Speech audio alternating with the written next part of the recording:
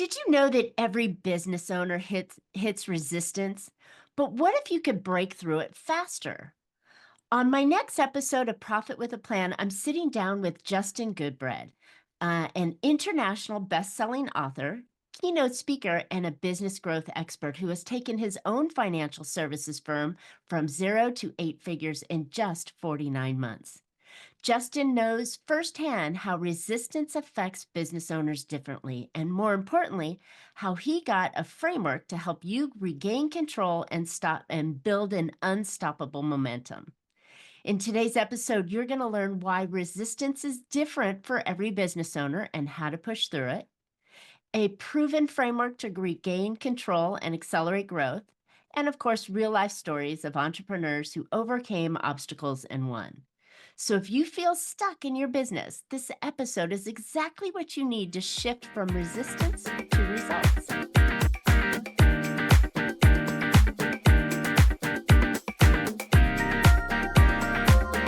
Hey, business owners, if you're ready to boost your profits and grow your business, well, welcome to Profit with a Plan. That's where we share strategies to help you scale your company, increase profitability, and set you up for a successful exit. I'm your host, Marcia Riner, a business growth strategist and the profit booster behind Infinite Profit. I've helped countless entrepreneurs to build highly profitable and sale-ready businesses. That means more profits now and a bigger payout later on. Today's episode is sponsored by Infinite Profit, where we don't just talk profit, we deliver it. But before we get started, I have something special to share with you. If feeling like you're doing everything right, but still not seeing the results you want, well, it might be time for a fresh perspective. That's why I'm offering a free growth and marketing audit. And in just one session, we'll uncover the opportunities to drive real growth in your business. And if you're ready to make that impact, visit profitbooster.biz and let's get started. All right, I'm excited to have my guest on today. Let's get started. So, Justin Goodbread is an international best-selling author and keynote speaker. His passion is to help business owners overcome resistance in their lives. He spent the last 3 decades building attractive businesses in the service industry, including financial services firm that he scaled from 0 to 8 figures in just 49 months. Justin is an enthusiastic coach with a mission to help resilient business owners achieve their biggest goals. Justin, welcome to the show. Hey, Marcia, thanks for having me. Absolutely. So, I always like to start this off here and ask how you kind of got into this lane, right? Resistance and finding that kind of wall that we keep hitting all the time. It's not a normal space you just kind of fall into, is it? No, absolutely not. So I've been a business owner for over 30 years. I started my first business when I was 15. It was a landscaping company, which basically meant I had a lawnmower and a pickup truck. And my dog, my brother, and I drove around and cut grass. Ended up scaling that company and sold it when I was 21. Relocated to East Tennessee from South Georgia and built a insurance-based business where I was selling life insurance and disability. And then somebody bought it from me. Well, I found myself then building a consulting practice to help dentists buy practices, scale them, and sell their practices. And then a national firm came and said, "Hey, man, we see what you built here. We want to buy it." I was like, wow, okay. So I had already started 3 different companies in 3 different Totally marketplaces. different companies, by the Oh, way. oh yeah, but it was just, business is business, and business is applicable for what I call the service industry. And so all those whenever I say service industry, we serve people through either our product or our service. Typically, it's the person has their name where they're handshaking providing a handshake to somebody and providing a service.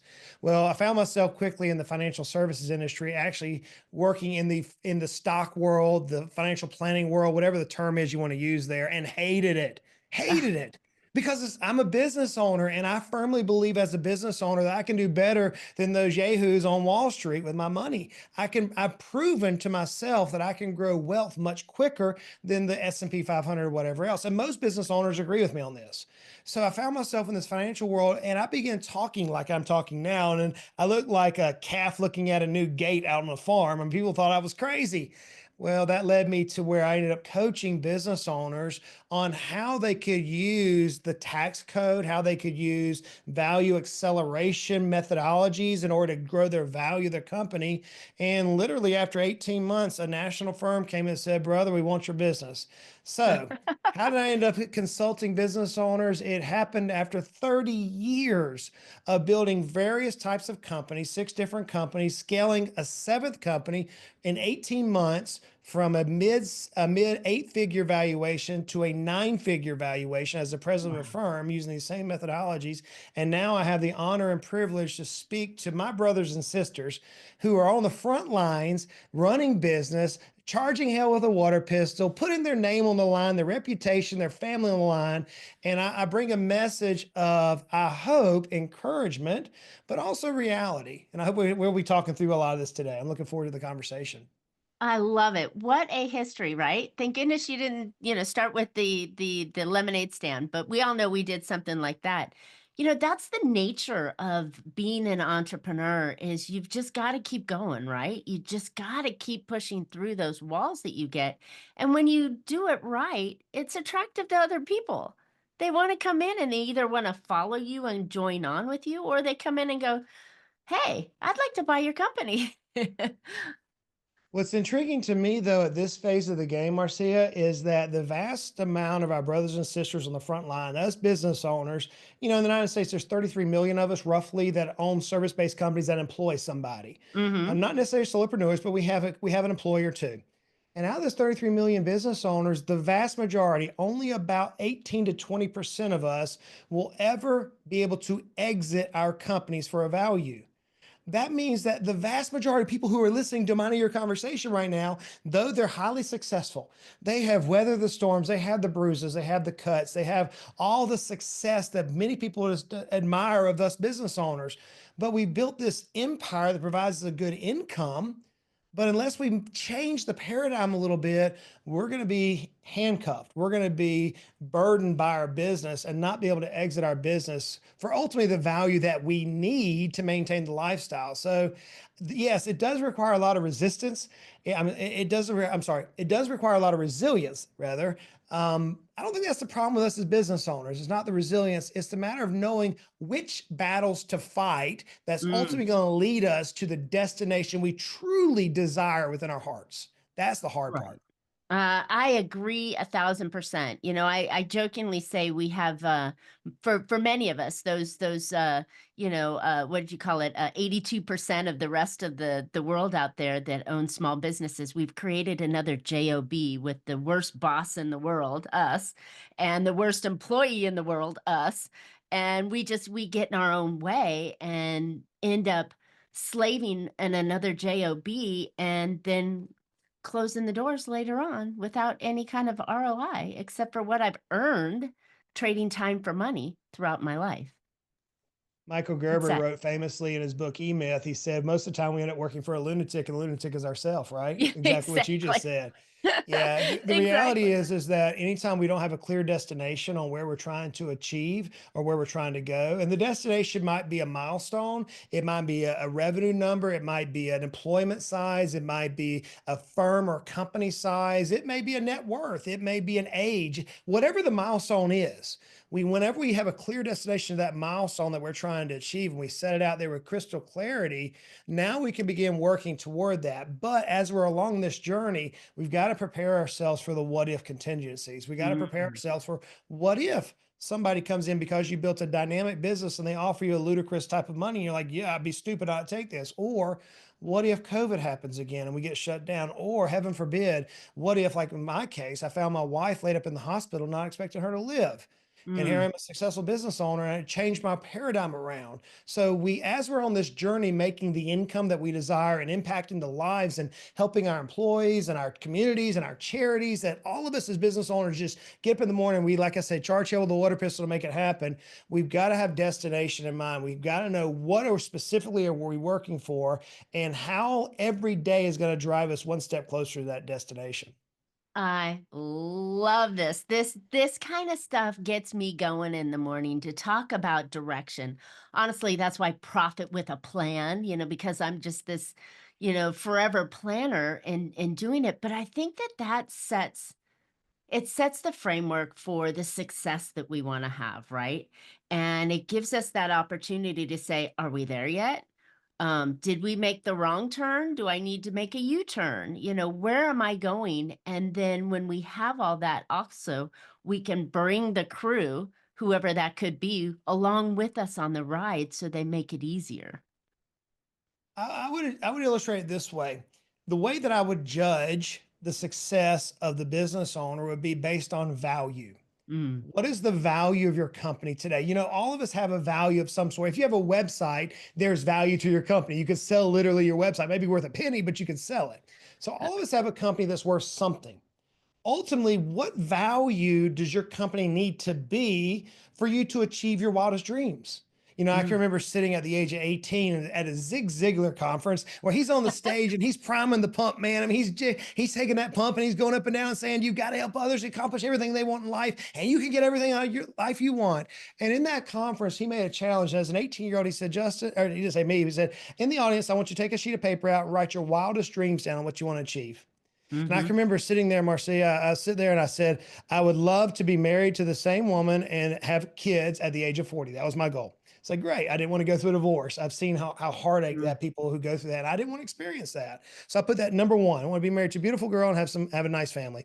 Number two, I wanted to write a New York Times bestseller. Haven't got that yet. I got a number one Wall Street Journal. I have an international bestseller, not New York Times yet. And then number three, I wanted to be a deca millionaire. Want to reach $10 million in net worth. Now, to me, I thought that was ludicrous. Here I am, 18, saying, "Man, how in the world could someone on a dirt road in South Georgia actually grow and have a net worth of 10 million?" And as life moved, as business grew, as I began doing what all of us do in business, trying to scale our companies, I was reminded of that simple sheet of paper I wrote down at the age of 18 at the age of 37. At the age of 37, I'm sitting on a mountaintop with a longtime business owner. He looks at me with almost tears in his eyes. He was second generation. His family had been in business for over 45 years in a rural part of the Appalachians of West Virginia. And he says, "Justin, I'm broke." Oh. And I looked at him and I said, "So and so, wait a second. We're on top of a vista on hundreds of acres that the man owns, looking down at his lot, which had a ton of multi-million dollar equipment on the lot." And I said, "But look at what we have." He said, "Well, I'm not going to sell my homestead. So that's not giving me income. And I got this equipment laid down in the field. And if I sell, I got recapture tax. For those of you who have dealt with business, we have recapture tax. Justin, I'm broke. The only way for me to actually continue the lifestyle I have is for me to work till I'm dead. I don't want to do that." Mm. And Marcia, I was sitting on the mountaintop and my mind flashed back to that Zig Ziglar conference on this dream that I had. And I'm like, "You know what?" And I literally screamed at the top of my lungs, "Enough." Like, he looked at me and I said, "I'm there with you." And he goes, "Dude, you're not broke." I said, "No, I had these dreams that I wanted to accomplish. You're broke. Let's work together. Let's find a strategy that can scale us to where we desire to be, where you don't feel like you're broke in the early 60s, and where I can go back to my promise to my 18-year-old self at a Zig Ziglar conference." Fast forward 4 years, he and I both reached Deca millionaire status. Now, what did we do? This is business That's the $10 owners. million question. Business owners, here's where I want you to pull a pen and paper out because this is what matters for all of us. First thing we did was we identified how much our companies were worth today. Mm. What's the value today? Mhm. There's lots of tools online you can use for free. There's lots of things out there that you can go online and get. It's pretty easy to find out what your company's worth. Mhm. And whatever it says, just discount it by 20% or so, just to be safe. Easy. Okay, easily. Cool. So we know what our company's worth today. But here's where this hard part comes in. What could it be worth if we were best in class, we didn't produce any more revenue? Okay, let me define that. For a company that has, let's say, $1 million in revenue, they may have a value of, let's say, $3-4 million. But what if we could move that multiple, the way the value is created off the revenue point? What if we could increase it without increasing revenue? That's a best in class company. So the way I describe it when I'm on stage and I'm talking is I think a good piece of garden hose. We all know what a garden hose is. We water the yard or flowers here in the summertime. A garden hose can only move roughly about 8 to 12 gallons of water per minute through a garden hose. That's just pure data points. Wouldn't it Okay, be that's a crazy? landscaper talking. Oh yeah, yeah. But Marcia, wouldn't it be crazy if we tried to hook the garden hose up to a fire hydrant? That wouldn't It's make still any sense. no, but it still only have so much space to go through. So we deal with velocity and pressure. What happens for us business owners is we look at that value and we're like, holy crap, my value's not high enough. So what do? We go out and try to increase our sales. We go out and try to sell more. And all we've done is we've taken that garden hose, which can only handle about 8 to 10 gallons of water per minute going through it, and we've attached it to the proverbial fire hydrant. And what happens? That garden hose blows up. It doesn't work. So, but Mm. what if instead of trying to increase the revenue, we increased the diameter of the garden hose? What instead we made it bigger? That's the multiple within the company. That's the things that drive the value of a company. So for my buddy and I, we started looking at his company, and literally in my case, I walked away from a company, $250,000 a year recurring revenue, walked away from it and started a business from scratch, saying, how do I build systems, processes that are directly attributable to creating value, not Are your podcast guest appearances leading to real business, or are you just hoping that listeners will take action? With the Profit Booster Podcast Monetization Hub, we turn your interviews into lead generating machines so that you capture, nurture, and convert listeners into paying clients. So stop leaving money on the table and get started today at profitboosterpod.com. value, not attributed to trying to get more income, not attributed to try to get more profit, not attributed to try to keep more clients, none of that nonsense. And that we need all that stuff. I'm not saying it's bad nonsense, but how do I actually attack the value, the multiple of the company? So that's called a value gap, Marcia. Let me pause there Love and see it. if you have any clarifying questions so far. I love it. I love it. So, okay, so this is really great. It's an eye opener. Instead of chasing the revenue and trying to do more, which is the answer for most business owners, it's if I just make one more phone call, if I just make one more sale, if I just landed that deal, if we just got that one employee, it's always one more, right? But this isn't a one more. This is a structure conversation that if you had it sounds like, and I know you're going to come up with those answers, but if you just had the right structure to open up that hose to be able to deliver more, then when you added that one more call and everything else, it sounds like it might be a better answer. And the thing that I'm afraid business owners are missing is that there's two ways of growing your company, right? There's the what am I doing right now and what is it worth later on? Right? Because if you're putting your blood, sweat, tears, nights, weekends, savings, stress, and everything else into this company, and you're probably not pulling out more than your income, what is it worth, right? And if you could sell it later on for something, hopefully something really nice, then you're working towards that goal. And I think that's the base of this conversation that we want to continue on is to give you that detail. So I wanted to make sure we had it all into a clear understanding because your stories are fantastic, but this is really, really powerful information. The way that I would drive that point home even further is let's look at our pocketbook. My wife has a pocketbook, and inside there, she has a change purse. In that change purse, I'm sure there's a quarter. A quarter has two sides. It has a heads and a tails. So does a Mhm. business. A business has two sides when it comes to value. It has the revenue component.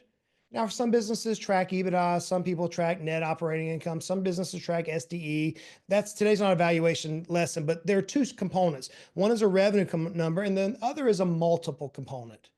Most of us go out and we try to attack the revenue component by working harder, but the reality is we can't work any harder. We're already working our fingers to the bones. We're working 90 Exactly. hours a week. So what we have to do is we have to focus on the things that drive the value that doesn't require us to work harder. That's the multiple. Now, Mm. underneath that multiple component, there's 256 different measurements. The way I in my office, in my studio where I'm at today, there's a soundboard over here, a professional soundboard, and it's got little sliders up. We've seen it perhaps at our church or at a music concert. When we go there, there's sliders. There's 256 little things that we can move in a company that if we turn one or push one of them up, it has a positive and negative reaction somewhere else in the company. So everything that we do is going to have both positive and negative results. Some of the results could be short-term or long-term, or some of the effects could be short-term or long-term. Mm-hmm. Whenever we're working to drive our value of our company, and where a value advisor comes in, is we'll say, okay, you're about $2 million off from being best in class. No more revenue, but if we just move these 36 things over the course of the next 2 years, we could add $2 million more value to your company.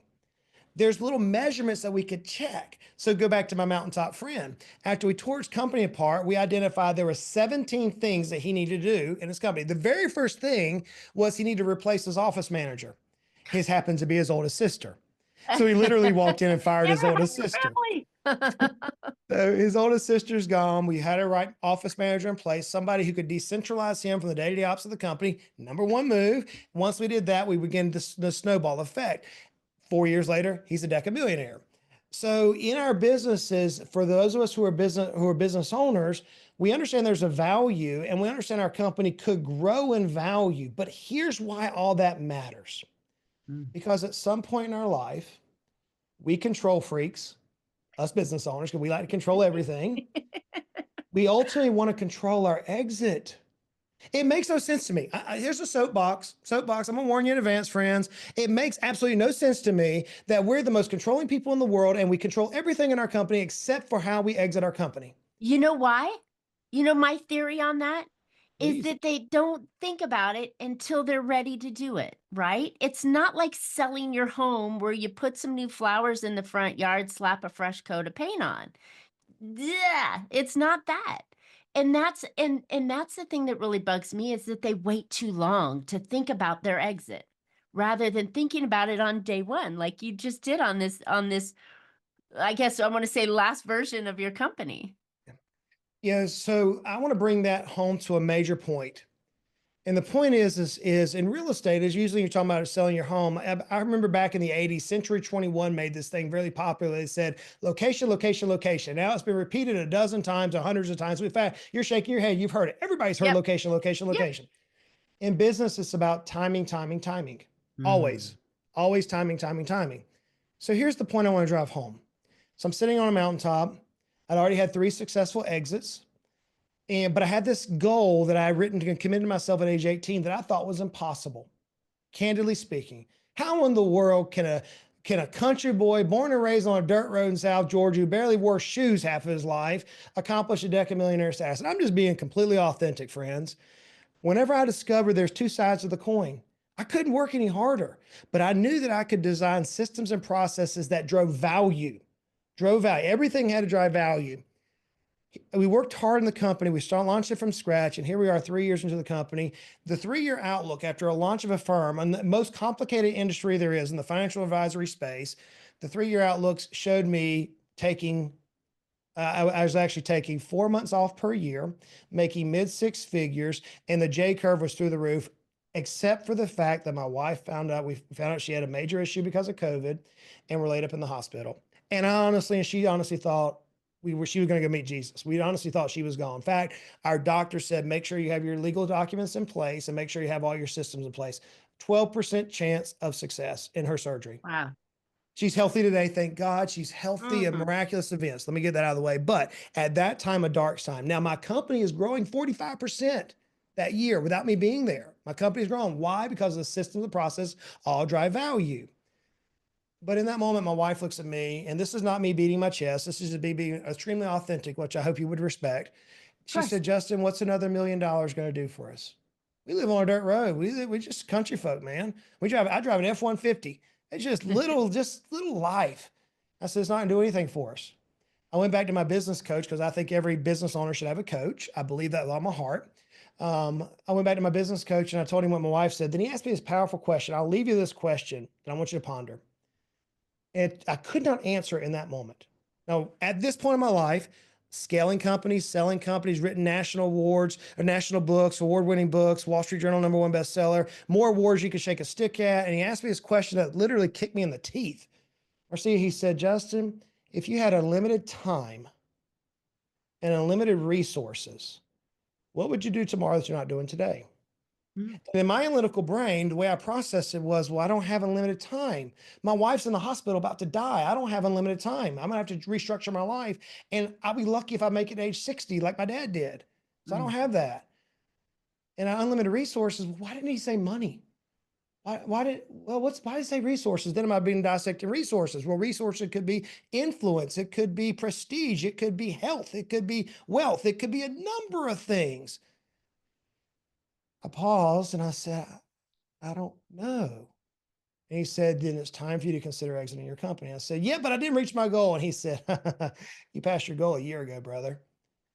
Now, what's next in your life? So timing for us as business Mm. owners, if we can really control our future and we think about it, there will be a point out of, I hope, your decision where you have the opportunity like I did, perhaps not the same circumstance, so hopefully not. Hopefully you and your family are healthy. But in my case, my wife's up in the hospital. I'm like, there's no way I can do this.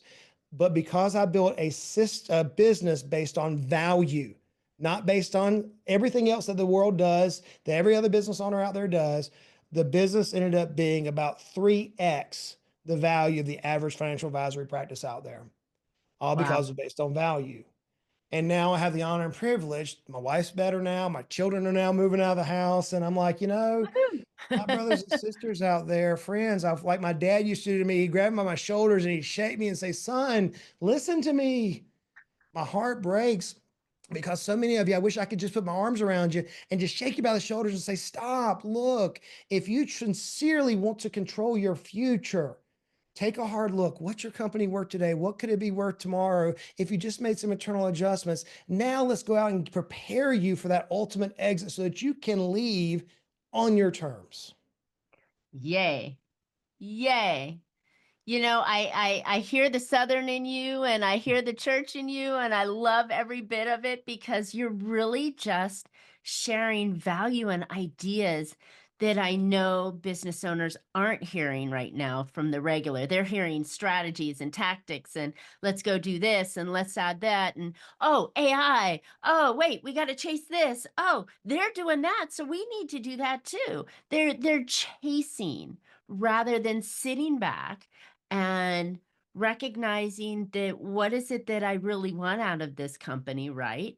And how do I make that happen? And finding the right partnership with someone like yourself that can actually drive that value. And I would have loved to have sit down and said, okay, Justin, tell me, give me five, just five of the what did you say? There was There's 250. 256. Yeah, 256. I'll give you 256. I two was, I real was like, quick. was it that high? 256 value levers that you can pull in your company right now. I'll give you two real quick because I know we're running out of time. First one is owner dependence. Number one, owners Of have to course. decentralize. Now, whenever I say that, you just shook your head because we always hear, but how do we do it? There's a How is process it to not actually working? making this work. This is what we coach our clients on. Number two, recurring revenue. That is a major, we all know we should do it. Most of us business owners don't do it because we don't think it's possible. Friends, I've yet to see a company that cannot have recurring revenue. Just those two alone, if you just implemented that properly, you could end up moving your business up maybe a point or two on the multiple side. So I there's love it. 256 different measurements that we teach on how to do it within our coaching programs. But yes, you're right. We've got to become aware. And then ultimately we have to, as business owners, get crystal clear on what we want. Mm. Because the What are we academic on doing how to this do, for? yeah, well, the academic doesn't matter, Marcia. It doesn't matter unless we can align the academia to the desire. Mm. And that desire doesn't mean it's the one that's going to carry you through the next 30 years of your life. It could be the desire for just this year. It could be the desire for this month, for the next 5 years. So your desire can change, but if you don't have that peace, then how are you ever going to move the needle? Absolutely correct. Well said. Very well said. I love it. All right, Justin, this is so good. It's like I want to be there with you so you could shake me and shake everybody around by the shoulders and go, "Wake up and what are you doing this for and how do we get you there?" Right? Um, but you know what? Many people are all over the US, they're all over the world listening to this podcast. So where can listeners find out more about you and your value-driven ideas to make companies grow in a way that gives you money now and money later on? Absolutely. So check out justingoodbread.com. That's the center hub. We have a blog there that has all sorts of fun articles on it. But if you Google my name, there's not that many Justin Goodbreads in the world, I promise you. If you Google my name, you'll find me on YouTube and a podcast, and we teach literally over 600 episodes on how to actually accomplish this, as well as we offer a free strategy call for those business owners who are like, hey, I'm trying to figure out how to rapidly scale my company, and here are the problems. So you can go to justingoodbread.com/free call and book some time with one of our team members, and they'll hop on a call, and here's what you'll experience. We're going to talk about the pain points you're dealing with today. And ultimately, where do you desire to be? That's a fun conversation. And during that conversation, our strategist will say, well, based on this conversation, here's how we believe our services can help you. Or they'll say, man, you're rocking it. Like we had that conversation this last week. You're rocking it. Keep going down this road, man. I'd love to talk to you in a year from now when you accomplish this. So they'll leave you better or leave you alone, like the old country saying says. They'll help you on that phone call. So perhaps you're a business owner is just trying to figure out which direction to go. Maybe it's time to go to justingoodbread.com/free call. Love it. Love it. And I think, making that call may seem a little scary, right? But what are you doing where are you going to be next year if you don't make that call?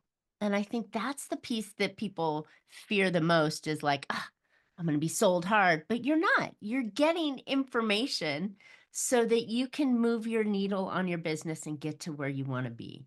Nobody does it alone. We all have help. The greatest athletes have coaches. The greatest business owners have coaches and mentors.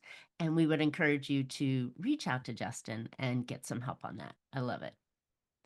All right, listeners, thanks for tuning in today. I hope you found some valuable insights and actionable ideas that you can use to help your business become more profitable. And I think that, Justin's idea of looking at your business from the two sides of the coin, right? What kind of revenue am I making today? But what's the value of that company tomorrow, today, tomorrow, next year, 5 years, whenever you want to leave it on your own terms. So, all right. As I mentioned earlier, it might be time for a fresh perspective, and that's why we're offering a free growth and marketing audit. And if you remember, in just one powerful session, we'll uncover some opportunities to drive real growth in your business. So if you're ready to make an impact, visit profitbooster.biz and let's get started. Don't forget to subscribe. You don't want to miss future shows. You can always find Profit with a Plan on any of your favorite podcast players. We're looking forward to more great profitable information on next week's show. So until then, make your plans and profit with them. Thank you so much, Justin. This was an amazing conversation.